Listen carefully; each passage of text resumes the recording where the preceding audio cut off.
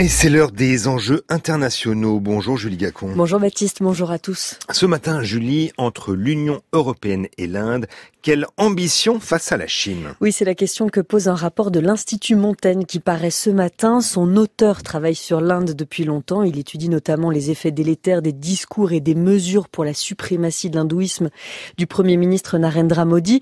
Pour ce rapport, il a interrogé des diplomates de toute l'Europe afin de savoir pourquoi et comment l'Union européenne fait de l'Inde un allié. Bonjour Christophe Jaffrelot. Bonjour. Merci beaucoup d'être avec nous ce matin. Vous êtes professeur au Centre d'études des relations internationales, le CERI de Sciences Po. Vous êtes professeur au King's College de Londres et c'est vous qui avez rédigé avec Jasmine Zerinini ce rapport pour l'Institut Montaigne. Et au moment où il paraît, l'Inde accueillait non pas Ursula von der Leyen mais Vladimir Poutine. C'était hier. Le président russe a passé quelques heures auprès de Narendra Modi alors que lui ait décidé d'effectuer en Inde sa première visite à l'étranger depuis la pandémie. C'est une chose, mais Narendra Modi, qu'est-ce qu'il attend de la Russie, pays qui s'est récemment rapproché et de la Chine et de l'ennemi de l'Inde, le Pakistan?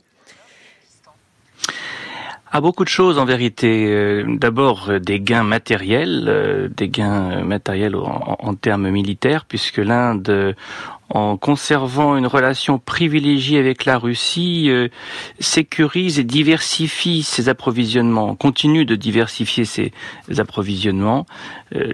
L'Inde a toujours mis ses œufs dans différents paniers. C'est d'ailleurs une des raisons pour lesquelles elle achète aussi français, et donc pas seulement américain.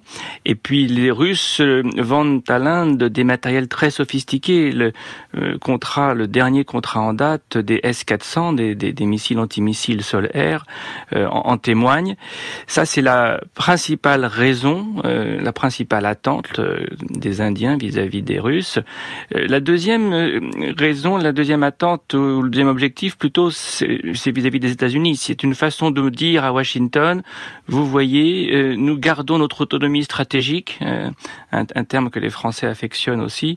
Nous sommes encore dans ce que les Indiens appellent le plurilatéralisme, et ils le font d'une manière très consciente, en sachant qu'ils courent un risque, car acquérir des S-400 par exemple, c'est s'exposer au risque de sanctions américaines, mais ils tordent le bras, les Indiens, aux Américains sur ce dossier. Et Joe Biden va devoir faire une exception, va devoir recourir à ce qu'on appelle un waiver, pour ne pas que l'Inde soit sanctionnée comme elle aurait dû l'être automatiquement, vu les lois passées par le Congrès américain. Et l'Inde adore qu'on fasse une exception pour elle. Elle en a déjà bénéficié d'une exception lorsque le traité sur le nucléaire civil avait été voté sous George Bush Jr. Bien que non signataire du traité de non-prolifération, l'Inde avait à ce moment-là obtenu le droit d'acquérir du nucléaire civil américain. Donc il y a des objectifs à la fois matériels, militaires et puis symboliques, et qui s'inscrivent bien dans ce qu'il faut bien considérer comme l'héritage du non-alignement. L'Inde n'a pas d'alliés en vérité et ne cherche pas à en avoir, mais elle multiplie les partenariats.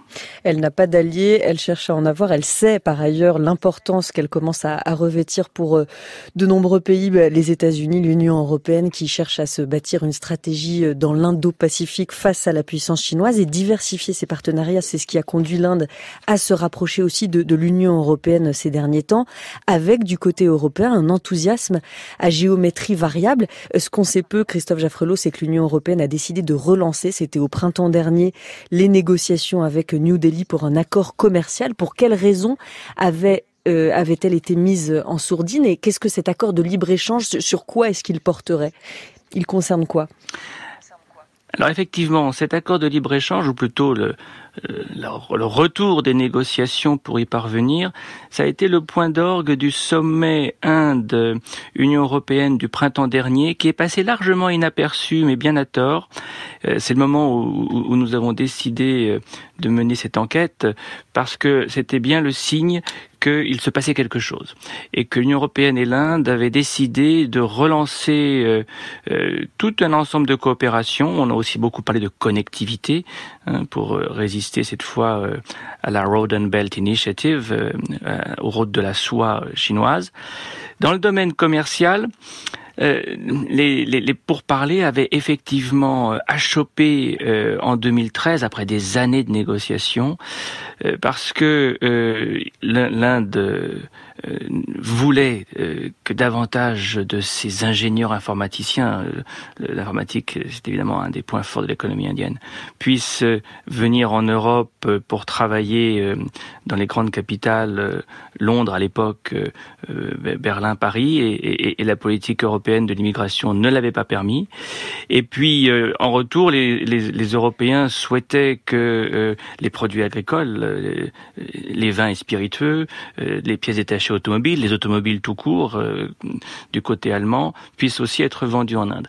Et après des années de négociations, on avait dû reconnaître que rien ne pourrait se faire vraiment. Et en mai dernier, on a relancé les négociations dans un contexte qui était encore moins favorable en vérité, puisque l'Inde est devenue encore plus protectionniste et que la question migratoire est encore plus sensible en Europe. C'est bien le signe que c'est une volonté politique qu'il y a derrière. C'est moins les économies des deux blocs, entre guillemets, l'Europe et l'Inde, que les volontés politiques des dirigeants qui sont en cause. Les dirigeants, il ne faut pas l'oublier, lorsque Narendra Modi a été invité, les dirigeants européens, lorsque Narendra Modi a été invité à ce sommet de Porto en mai dernier, était au grand complet.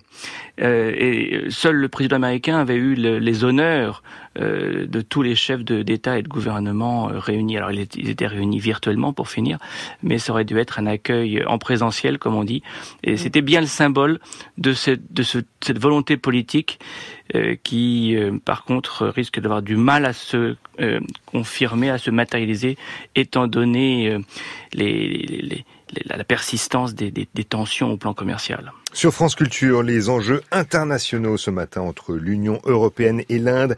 Quelles ambitions face à la Chine? Réponse avec le chercheur Christophe Jaffrelot. Alors pour le rapport de l'Institut Montaigne qui paraît ce matin, vous avez pendant 6 mois fait le tour des diplomates européens pour voir comment chacun se positionne par rapport à ce partenaire très ambivalent qu'est l'Inde, et notamment avec des positions très tranchées mais très différentes de la France et de l'Allemagne. Alors de ces deux pays par exemple, qui fait le plus cas de la question des droits de l'homme en Inde, des mesures prises par Narendra Modi depuis qu'il est Premier ministre, que ce soit la révocation de l'autonomie relative du Cachemire indien et sa mise sous cloche depuis 2 ans, que ce soit la loi sur la nationalité indienne qui accorde la citoyenneté indienne aux étrangers à condition qu'ils ne soient pas musulmans, les passages à tabac de musulmans dans certains quartiers de New Delhi, à ma connaissance pas punis par la justice, et puis globalement tout ce qui s'inscrit dans cette idéologie portée par Modi, celle de la suprématie hindoue.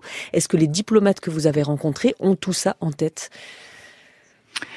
Plus ou moins, et effectivement, il y a un modèle français et un modèle allemand, de façon générale dans l'Indo-Pacifique d'ailleurs. Et ce qui est intéressant, c'est de voir combien l'Inde est importante pour la stratégie française dans l'Indo-Pacifique. Elle est importante parce qu'évidemment, c'est la grande nation de l'océan Indien et la France est une puissance résidente de l'océan Indien.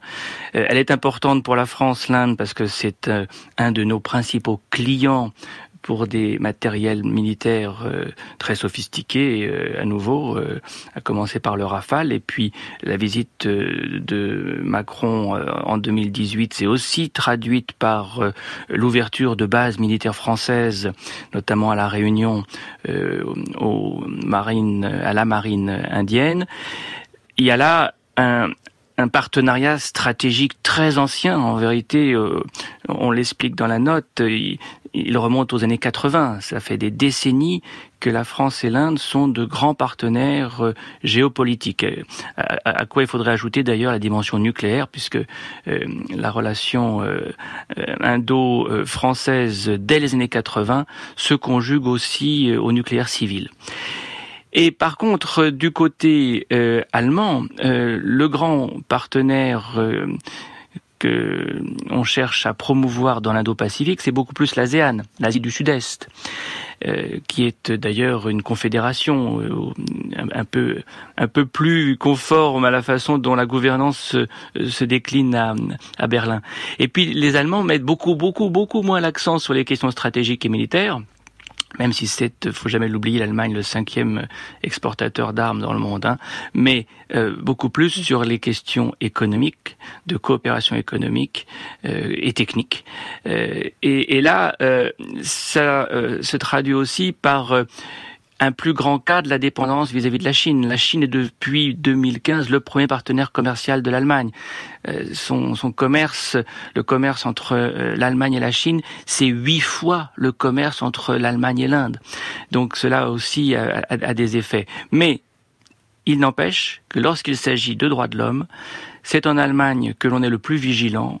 Le Parlement allemand a traité de questions que vous avez évoquées dans votre résumé de la situation indienne, notamment la question musulmane. Et le Bundestag a obligé le gouvernement d'Angela Merkel à s'expliquer sur la façon dont l'Allemagne continue à coopérer avec un pays qui respectait si peu une minorité du point de vue des droits humains.